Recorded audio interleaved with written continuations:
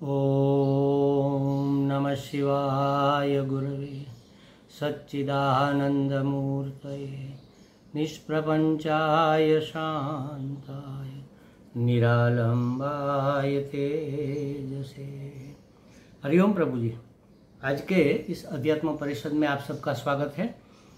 आज अपरोक्षानुभूति आगे की चर्चा होगी। पहले मंगलाचरण का श्लोक, इसके बाद 12, 13, 14, 15 और 16 ये 5 श्लोकों का हम पाठ करेंगे। फिर उसके पूरे प्रकरण को समझने का प्रयास करेंगे। ओम श्रीहरिं परमानंदम उपदेष्टारमीश्वरं व्यापकं सर्वलोकानां कारणं तं नमाम्यहं। कोऽहं कथमिदं जातं को वै कर्तास्य विद्यते उपादानं किमस्तिह विचारः सोऽयमीदृशः। नाहं भूतगणो देहः नाहं चाक्षगणस्तथा एतद्विलक्षणः कश्चिद् विचारः सोऽयमीदृशः।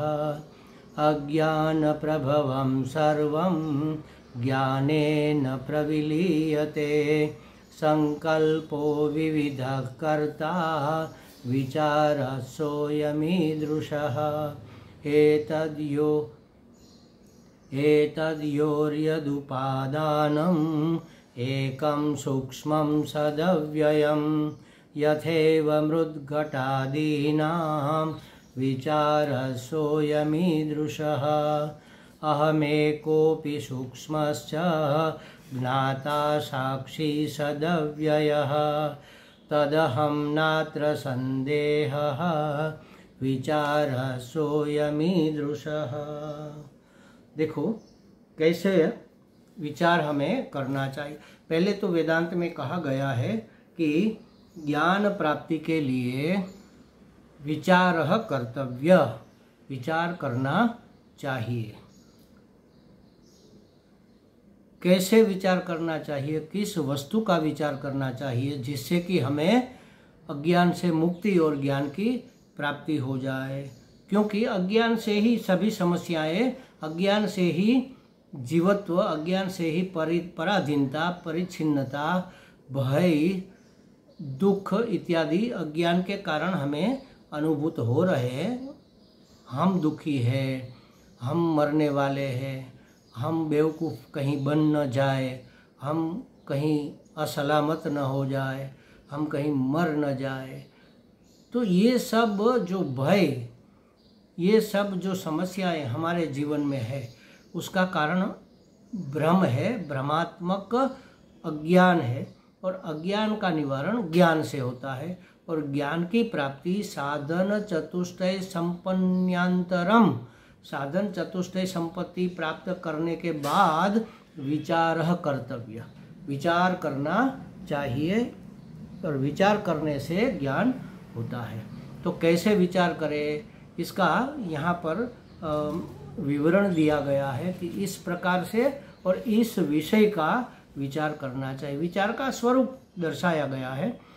हमने चर्चा अनेक बार की है कि को हम, मैं कौन हूँ, कथमिदम जातम, ये कहाँ से उत्पन्न हुआ, ये सब कहाँ से उत्पन्न हुआ, माने कैसे उत्पन्न हुआ। को वै कर्तास्य विद्यते, इसका कर्ता कौन है, इसका उपादान क्या है, इस प्रकार विचार करना चाहिए। तो 13वें श्लोक में को हम का विचार किया, मैं कौन हूँ। तो जो मैं हूँ वो तो अत्यंत सूक्ष्म है और वाचातीत है, मन वाणी का वहाँ तक पहुँच नहीं है, उसका विषय बन नहीं सकता। तो फिर कैसे विचार करें। तो जो मैं नहीं हूँ उसका विचार करने से जो मैं हूँ वह प्रकाशित हो जाएगा। इसलिए विचार का स्वरूप बताते हैं कि नाहम भूतगणो देह, ये पंच महाभूतों का बना हुआ देह में नहीं हूँ। नाहम चाक्षस गण तथा, मैं ये इंद्रियों का समूह भी नहीं हूँ। एतद् विलक्षण कश्चित्, इन सब से कुछ विलक्षण ही मैं हूँ, इस प्रकार का विचार करना चाहिए। और इसका कर्ता कौन है, तो इसके विषय में कहा अज्ञान प्रभवम सर्वम, ये सब अज्ञान से ही पैदा हुआ है। ज्ञाने न प्रविलीयते, अगर अज्ञान से पैदा हुआ है तो ये ज्ञान से विलीन हो जाएगा। संकल्पो विविध करता, इन सब का करता है हमारी कामनाएं, हमारे संकल्प, इस प्रकार से विचार करना चाहिए। और इसका उपादान क्या है, ये पूरी सृष्टि का उपादान क्या है, तो इसके विषय में 15वें श्लोक में बताते हैं। एतर्योः यत् उपादानम एकम सूक्ष्मम सद अव्ययम, तो इसका उपादान है सत स्वरूप परमात्मा, सद आत्मा इसका उपादान है। और वह कैसे है, अव्यय है और सूक्ष्म है। यथेव मृद घटिका नाम, जैसे माटी घड़े का उपादान होती है, उसी तरह सत परमात्मा इस समष्टि का, इस सृष्टि का उपादान है। उपादान का मतलब जिसमें से वस्तु बनी है, जिसमें रहती टिकती है, और नष्ट माने अंत होने के बाद जिसमें समा जाती है, लीन हो जाती है, उसको उपादान कहते हैं। तो मिट्टी घड़ा, शकोरा, सराव, कूजा इत्यादि का उपादान है। घड़े का उपादान है माने मिट्टी में से घड़ा बना, मिट्टी में ही घड़ा रहा, और घड़ा फूट जाने के बाद मिट्टी में ही मिल जाता है।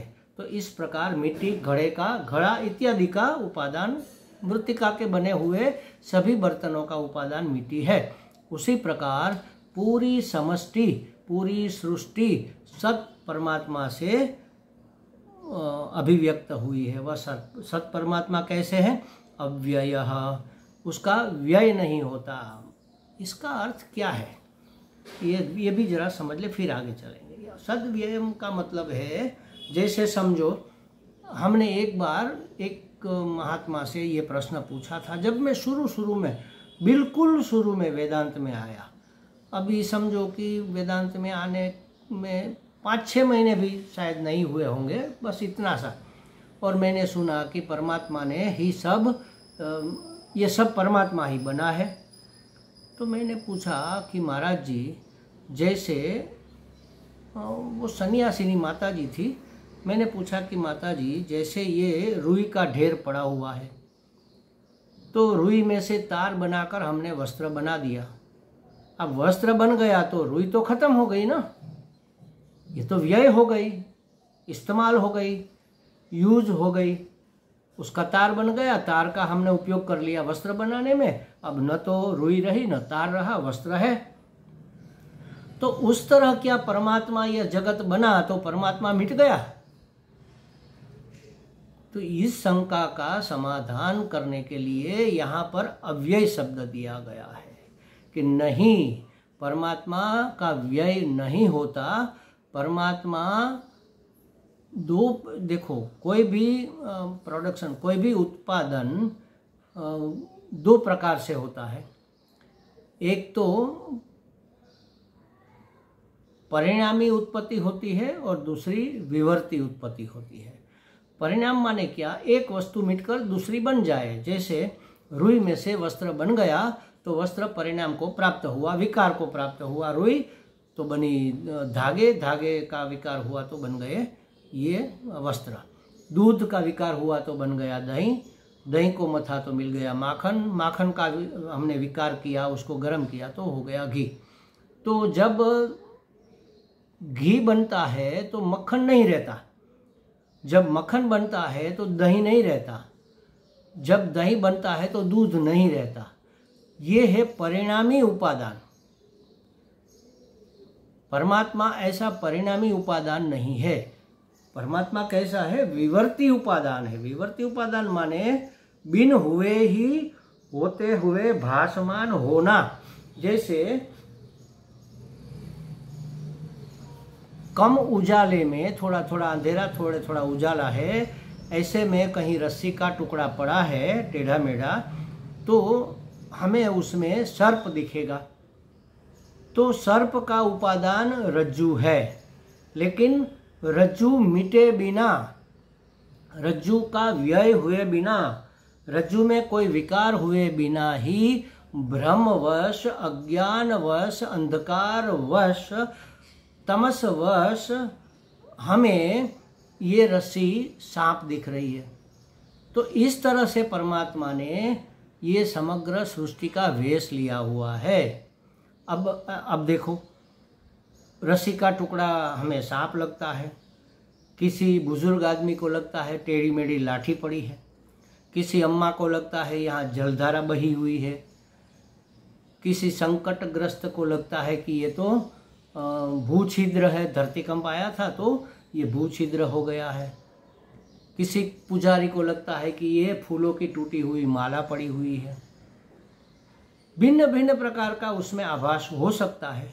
बस उसी प्रकार एक ही परमात्मा जो अव्यय है, जिसमें विकार नहीं होता, व्यय नहीं होता, परिणाम को प्राप्त नहीं होता और वैसा का वैसा रहकर भिन्न भिन्न रूप में दिख रहा है। हमें परमात्मा प्राणी के रूप में, पशु के रूप में, मनुष्य के रूप में, पेड़ पौधों के रूप में, वनस्पति के रूप में, जड़ चेतन के रूप में, नदी, तालाब, पर्वत, बादल, सब कंकड़ पत्थर सब परमात्मा ही परमात्मा है। वह अधिष्ठान परमात्मा के ऊपर अध्यारोपित ये समग्र सृष्टि है। रज्जु अधिष्ठान है और सर्प का हमने उसमें अज्ञान के कारण अध्यारोप किया हुआ है। तो इस तरह यहाँ परमात्मा कैसा है? एतद उपादानम एकम, यह कैसा उपादान है? सूक्ष्म है और सद स्वरूप है, अव्यय है। सद स्वरूप उसी को कहते हैं जो जैसा पहले था वही वैसा अब है और वही वैसा बाद में भी रहेगा। त्रिकाल अबाधित सत, जो तीनों काल में जिसका बाध नहीं होता, जिसमें कोई विकार परिवर्तन नहीं होता, उसको सत कहते हैं। सत परमात्मा, सत स्वरूप परमात्मा है तो वह अव्यय ही होगा, और अव्यय है तो वह मिट नहीं सकता, कट नहीं सकता, पिट नहीं सकता, टूट नहीं सकता, उसमें कोई विकार नहीं हो सकता। वह अधिष्ठान रूप में, आधार के रूप में वैसा का वैसा रहकर इस जगत के रूप में भासमान हो रहा है। इसलिए उसको कहते हैं सूक्ष्म सद अव्ययम। जो सूक्ष्म होता है वह सर्वव्यापक होता है। जैसे कोई चीज़, जैसे फुग्गा है तो इतना सा बिना फुलाए होता है, इतना सा होता है। अब उसको फुलाओ तो वो धीरे धीरे धीरे धीरे बढ़ता है, इतना बड़ा हो जाता है, तो इसके आर पार हमें दिखता है। लेकिन जब इतना सा था तब उसके आर पार नहीं दिखता था, तब वह घट्ट था। अब जैसे बड़ा हुआ तो सूक्ष्म हो गया। माने सूक्ष्म और विशालता साथ साथ ही जाती है। परमात्मा कैसा है? सूक्ष्म है, माने सर्वव्याप्त है, माने सभी कुछ जो हमें भासमान हो रहा है वह वास्तव में परमात्मा ही है। यह पूरी सृष्टि परमात्मा के ऊपर हमें विवर्त रूप में भासमान हो रही है। सृष्टि का सर्जन विवर्तात्मक है, तो परमात्मा ऐसा उपादान है, विवर्ती उपादान है। यह यहाँ सूक्ष्म सद अव्ययम बताया गया। और उपादान की व्याख्या करने के लिए कहा कि जैसे घड़े में मिट्टी, मिट्टी उपादान है, जो पहले थी अब है बाद में ही रहेगी। उसी तरह परमात्मा अब है बाद में भी रहेगा, पहले भी था। इसमें विकार नहीं होता। जैसे बीज में विकार होकर अंकुर होता है, अंकुर में विकार होकर पौधा होता है, पौधे में विकार होकर पेड़ बनता है। तो पेड़ कहाँ पर था? बीज में, और बीज का विकार, फिर पेड़ मिल गया तो फिर अब बीज नहीं रहेगा, बीज मिट जाएगा तभी तो पेड़ बनेगा। तो ऐसे परमात्मा मिटकर सृष्टि नहीं बना, परमात्मा वैसा का वैसा रहकर और अव्ययी रहकर ही, अविकारी रहकर ही विवर्त रूप में इस जगत के रूप में भासमान हो रहा है। इसलिए अब परमात्मा के लक्षण बताए जा रहे 16वें श्लोक में, जो हमने अभी उच्चारण किया। देखो क्या कहा? अहम एकः, मैं एक हूँ, अपि, फिर भी, माने कि जो मैं एक हूँ वही मैं। अहम सूक्ष्मः, मैं सूक्ष्म हूँ। च और अहम ज्ञाता, मैं ज्ञाता दृष्टा हूँ। अहम साक्षी ही, मैं साक्षी हूँ। अहम सद स्वरूपः, अहम अव्यय सद अव्यय। जो सद अव्यय साक्षी आगे आया, आगे के श्लोक में भी यही आया ना, सूक्ष्म सद अव्ययम। वही बात यहाँ पर सूक्ष्म भी आया, सद भी आया, अव्यय भी आया। तो ये तीनों माने सब चीज मैं का स्वरूप है। मैं कैसा हूँ? मैं माने आत्मा, आत्मा माने परमात्मा। मैं कह लो, आत्मा कह लो, परमात्मा कह लो, कैसा है? अहम एक, मैं एक ही हूँ। देखो, ये आयतन अलग अलग है, ये उपाधियां अलग अलग है, लेकिन उसमें प्रकाशित होने वाला आत्मा मैं एक हूं। उपकरण अलग अलग होते हैं, जैसे जीरो का बल्ब है, जैसे हेलोजन का बल्ब है, जैसे पंखा है, जैसे फ्रीज है, एसी है, जैसे हीटर है, सब उपकरण है। बिजली एक ही है।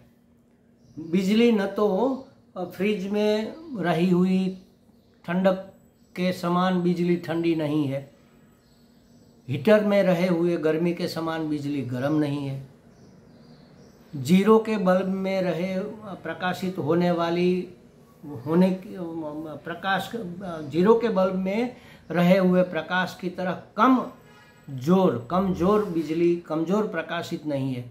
हेलोजन में अभिव्यक्त होने वाली जबरदस्त प्रबल भी बिजली नहीं है। सब ये जो कमजोर, प्रबल, ठंडा, गरम, स्थिर, चलायमान, पंखा चलता है और ये बल्ब तो ठहरा हुआ है, तो चलायमान, स्थिर, ये सब उपाधि के धर्म है, आत्मा के धर्म नहीं है। आत्मा उन सब में, बिजली उन सब में व्याप्त एक ही है। तो उसी तरह मैं एक ही हूँ, अहम एक। देखो, जैसे मैं अपने आप को मैं कहता हूँ ना, मैं सन्यासी हूँ, मैं पुरुष हूँ, मैं चेतन हूँ, मैं मनुष्य हूँ, इसलिए मैं अपने आप को मैं कहता हूँ। ठीक है, चलो मान लिया। तो अगर आप स्त्री है, अगर आप गृहिणी है, अगर आप टीचर है, अगर आप नारी है, मनुष्य भी है, तो आप भी अपने आप को मैं ही कहेंगी। तो मैं की कोई लिंग नहीं होता, पुल्लिंग स्त्रीलिंग मैं नहीं होता। अच्छा, मनुष्य अपने आप को मैं कहता है, तो ये चींटियाँ अपने आप को क्या कहती होगी? हमने देखा है ना, कई बार देखा है। उसकी भाषा हम जानते नहीं है, वरना हम समझ जाते हैं। एक चींटी आ रही है, सामने से दूसरी आ रही है, थोड़ी देर इधर उधर ऐसे बातें, जैसे कि बातें करती है, और फिर वापस दोनों एक साथ मुड़ जाती है। क्यों ऐसा हुआ? एक चींटी ने कहा होगा, करे बेन कहाँ से आ रही है, बड़ी खुश नजर आ रही हो।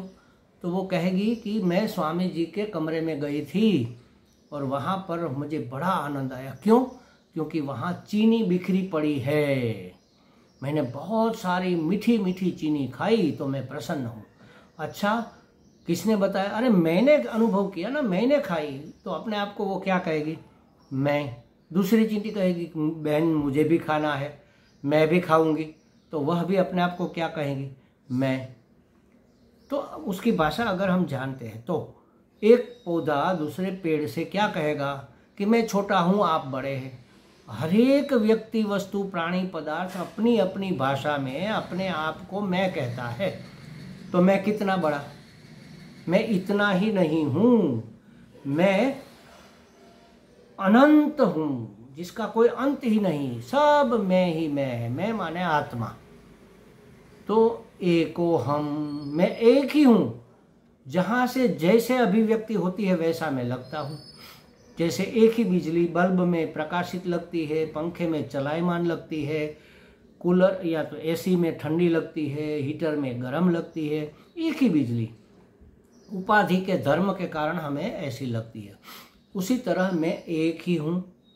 मनुष्य के शरीर में मनुष्य लगता हूँ, पुरुष के शरीर में पुरुष, स्त्री के शरीर में स्त्री, पेड़ पौधे के शरीर में पेड़ पौधा, वनस्पति, कीट पतंग के, कीड़ी माने चींटा, कीट पतंग के शरीर में, उसकी उपाधि में वैसा लगता हूँ।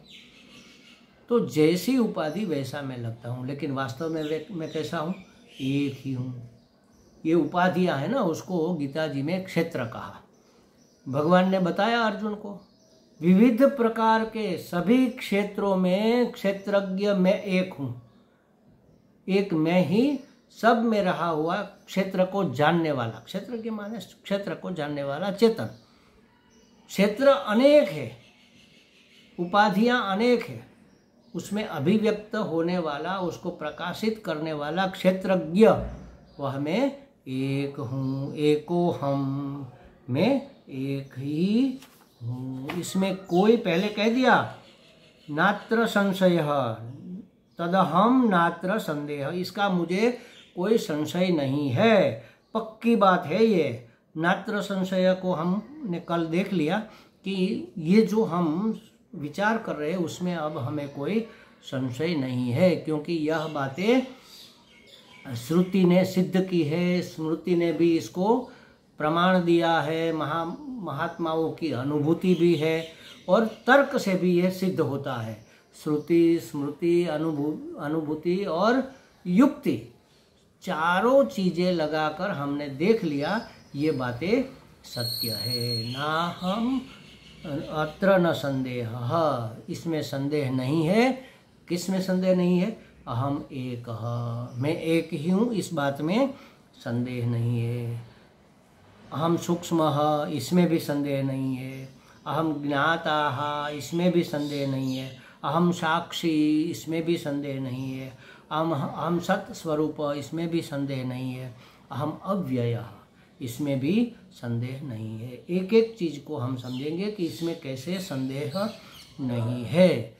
देखो, ये सृष्टि की लीला तो विचित्र है, क्योंकि है तो एक, किंतु इसमें अनेकता भासती है। एक ही परमात्मा, विभिन्न, जैसे एक ही रज्जू सबको अलग अलग लगता है ना, भासता है। किसी को सांप लगता है, किसी को माला लगती है, किसी को भूछिद्र लगता है। तो ये विचित्र लीला है सृष्टि सर्जन की, भगवान की या माया की कह लो। है तो एक ही परमात्मा, लेकिन माया से भ्रमित होकर हम उसे विविध रूप में देखते हैं, या तो माया से वह विविध रूप में भासती है। अब साधन करेंगे उसको देखने का, उसको पहचानने का, उसको अनुभव करने का। अनुभव तो हो रहा है, लेकिन पहचान नहीं हो रही है ना। हम अभी भी हम अपने आप का अनुभव तो कर रहे हैं। अपने आप का अनुभव कौन नहीं कर रहा है? कि मैं हूं, ऐसा अनुभव कौन नहीं कर सकता? सबको लगता है कि मैं हूं, लेकिन पहचान नहीं रहे मैं कौन हूं। इसमें भ्रम है, इसमें विपरीत ख्याल है।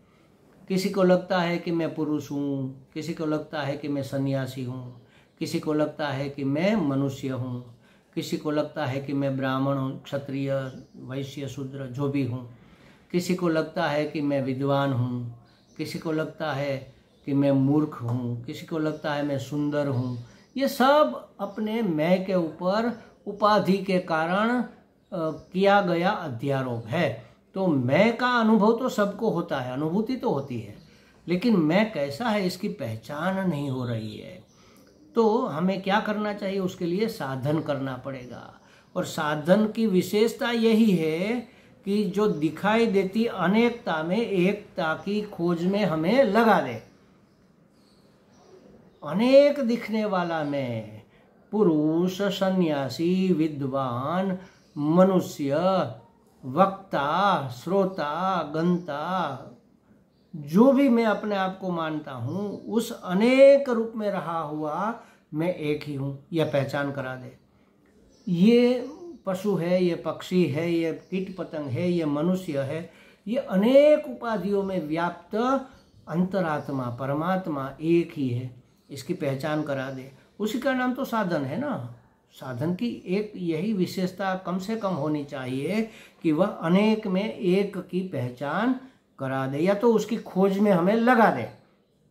धीरे धीरे आगे बढ़ते बढ़ते हम उसको खोज लेंगे।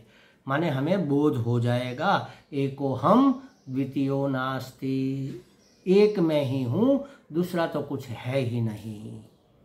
मर्त्य में अमर्त्य को दिखा दे। देखो कोई चीज मर्त्य होती ही नहीं ना, रूपांतरित होती है। विज्ञान ने भी बताया कोई चीज नष्ट नहीं होती। जैसे समझो घड़ा फूटा तो हम कहेंगे घड़ा मर गया, लेकिन ठिकरा हो गया तो घड़ा रूपांतरित होकर ठिकरा बन गया। अब ठिकरा कुचल दिया गया तो ठिकरा मिट गया, तो कंकड़ बन गए, कांकरा बन गया। तो ठिकरा तो मिट गया लेकिन रूपांतरण होकर वह कंकड़ बन गए। अब कंकड़ को भी पीस दिए गए, कुचल दिए गए, तो वह मिट्टी हो गई, रज हो गई। तो वो मिटता तो नहीं ना, रूपांतरित होता है। घड़ा नाम रूप जो है वह मिट जाता है।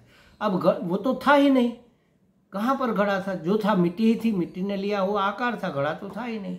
वो तो हमने व्यवहार सत्ता के लिए वाचारंभणो विकारो नामधेय मृत्तिका इति एव सत्य, मात्र व्यवहार के लिए हमने उस चीज का नाम घड़ा रख दिया।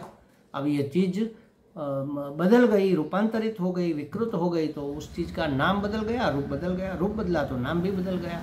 अब घड़ा घड़ा नहीं रहा, अब ठिकरा हो गया।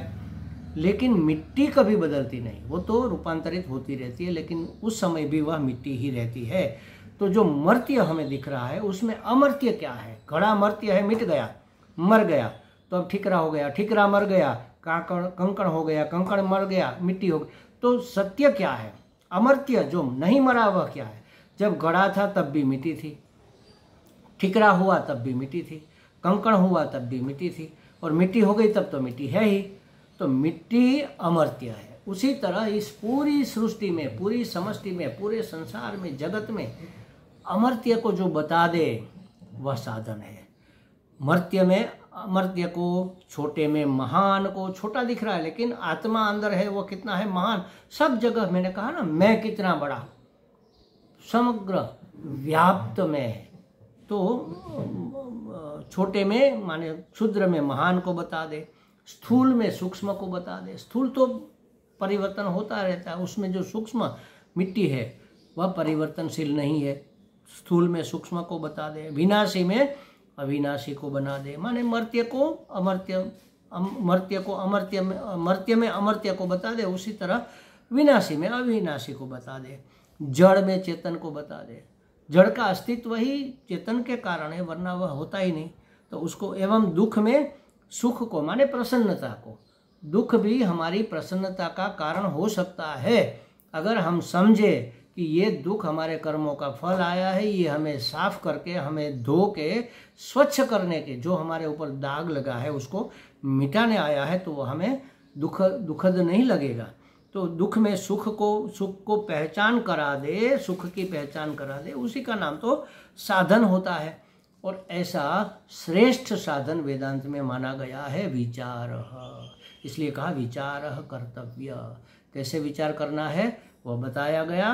और अब कहा जाता है अहम एक, मैं एक हूँ, ऐसा विचार कीजिए।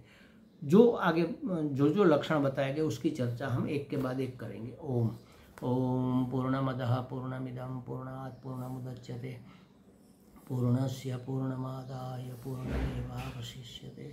ओम शांति शांति शांति। हरि ओम। श्री गुरुभ्यो नमः। हरि ओम।